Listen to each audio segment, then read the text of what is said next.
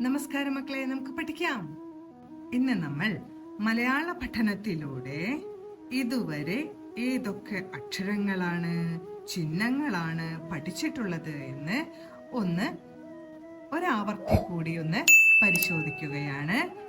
ഓരോ അക്ഷരങ്ങളും ചിഹ്നങ്ങളും തിരിച്ചറിയാൻ നമുക്ക് ആവുന്നില്ലേ എന്ന് നമ്മൾ ഓരോരുത്തരും ശ്രദ്ധിക്കണം.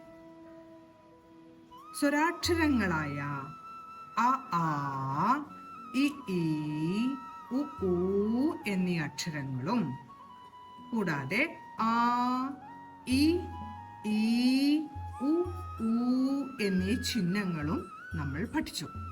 കൂടാതെ വ്യഞ്ജനാക്ഷരങ്ങളായ ക, കായുടെ കൂട്ടക്ഷരമായ ഖ, ച, ചായുടെ കൂട്ടക്ഷരമായ ഛ, ട, ടായുടെ കൂട്ടക്ഷരമായ ട, ത, തായുടെ കൂട്ടക്ഷരമായ ഥ, പ, പായുടെ കൂട്ടക്ഷരമായ പ, ന, നായുടെ കൂട്ടക്ഷരമായ ണ, ന, നായുടെ കൂട്ടക്ഷരമായ ന, മ, മായുടെ കൂട്ടക്ഷരമായ മ, ള, ളായുടെ കൂട്ടക്ഷരമായ ള, കൂടാതെ യ, ര, ല, വ, ഴ, റ എന്നീ അക്ഷരങ്ങളും നമ്മൾ കഴിഞ്ഞ ക്ലാസ്സുകളിലായി പഠിച്ചു കഴിഞ്ഞു.